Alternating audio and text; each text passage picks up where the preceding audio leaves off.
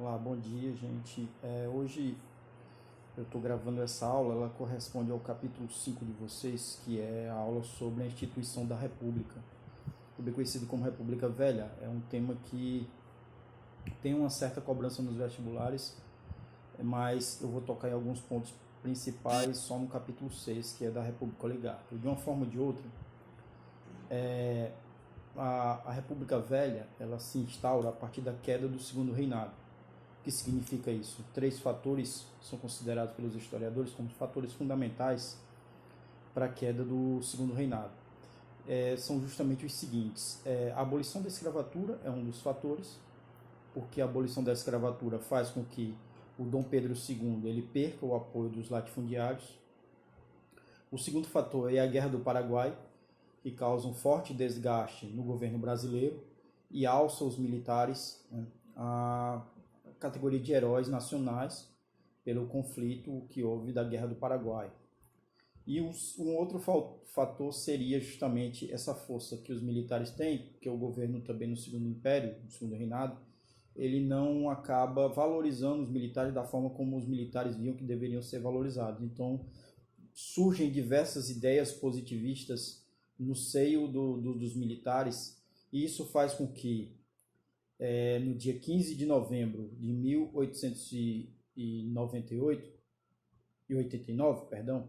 15 de novembro de 1889, haja a proclamação da República, que para muitos historiadores, na verdade, foi uma quartelada, foi um golpe militar que tomou o poder. Por exemplo, José Murilo de Carvalho é um deles, que tomou o poder do Dom Pedro II e o exilou. Então, é instaurada a República. Algumas medidas são tomadas inicialmente, mas, desculpe, é importante eu localizar uma coisa. A grande discussão de que foi uma quartelada ou de que foi um golpe militar no 15 de novembro, que é tido como proclamação da República e é um feriado nacional ainda hoje, é a seguinte: na verdade, houve uma mudança entre as elites.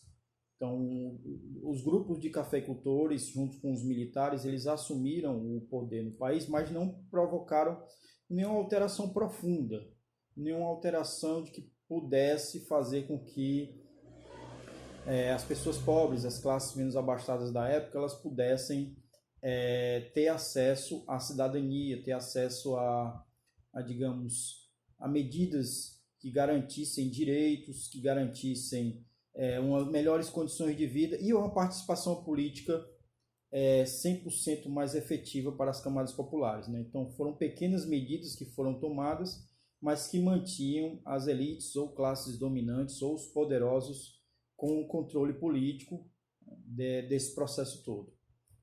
Algumas medidas foram tomadas no plano político, né? Então se instituiu o federalismo, e através do federalismo os estados passavam a ter maior autonomia. Houve uma separação da igreja do estado, já que havia um controle do estado sobre a igreja, e agora se separa dando um conteúdo laico. Isso vai gerar também o casamento civil, que depois foi alvo de protesto por parte de movimentos messiânicos. De um movimento messiânico, o movimento de Canudos, principalmente. E também se instituiu a grande naturalização, ou seja, havia uma xenofobia muito forte em relação aos portugueses, e se permitiu com que esses portugueses se naturalizassem procurando os órgãos competentes na época. Um assunto que tem grande incidência em vestibulares foi justamente a questão do encilhamento, e aqui diz respeito a medidas econômicas, né? O Deodoro da Fonseca, o Marechal Deodoro da Fonseca, ele assumiu o poder